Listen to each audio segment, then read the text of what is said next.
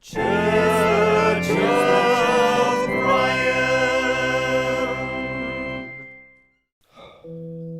Welcome to the church. Oh man, the church of Brian. This is the church. I am Brian. Hello.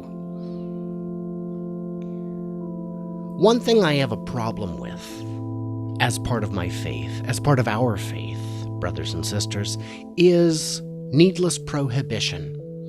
Prohibition of alcohol didn't work. Prohibition of other substances doesn't work either. Prohibition of cannabis has been madly unsuccessful. And normalization and legalization of it has been way beneficial. So beneficial. Oh my gosh. Crime is down. Tax revenues are up. Cheeto sales are probably up a little bit. It's great. There are things that are going to happen no matter what, and you have to accept them. And one of them is prostitution. They call it the world's oldest profession for a reason, but in most of America, in all but a couple counties, it remains very taboo. Even in those counties, they've got security cameras and barbed wire fences, and it's just plain frowned upon, which is bullshit. So as part of my church, I would like to offer sex therapy. Yes, this is not prostitution. This is just sex therapy. And it's not prostitution because the women will not be paid for sex. The church will accept a donation for therapy-related services.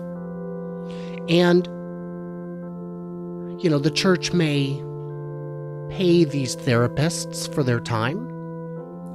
But the big thing is, people guns come to my church and get the rocks off. There's so much sanity that comes when you can just clear your head. I know because I'm married, which means sometimes I go so long without sex that I lose my friggin' mind.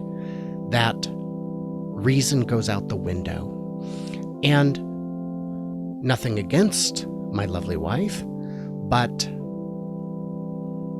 my sanity could be restored more plainly, more simply, without harassing her, without begging and midnight groping. I could do that.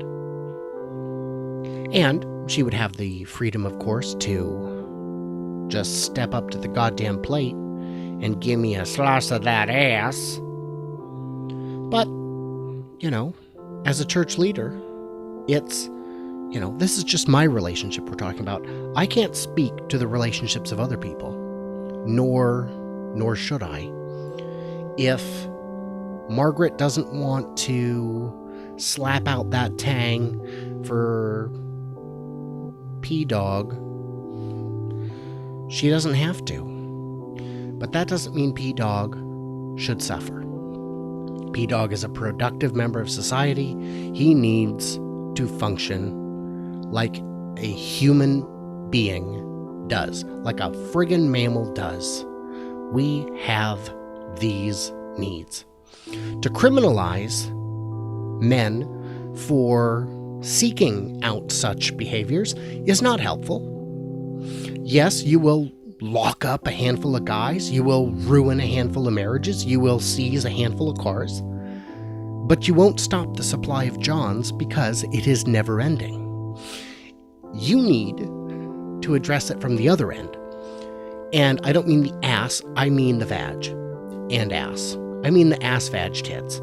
No, what you need to do, see, the problem is, on the chick side, you've got pimps exploiting girls. You've got teenagers and immigrants subject to sex trafficking. That's bullshit.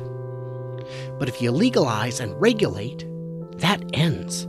In the Nevada legal brothel system, there are no underage girls. There are no sex-trafficked slaves. It doesn't happen. They are there of their own volition. They are willing, eager participants, and they make a shit ton of money, or at least an amount they're agreeable to. So,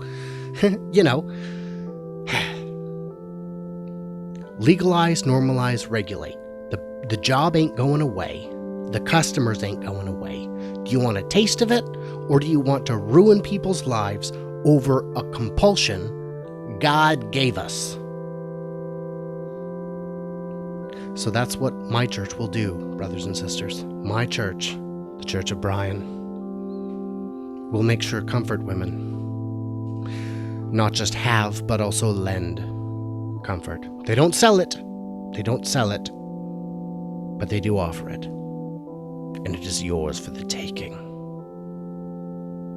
With that said, we're having a recruiting drive for my church. We're holding sex auditions soon. So, use the comments to apply, 'cause, you're doing the Lord's work and stuff. Yeah, that sounds right.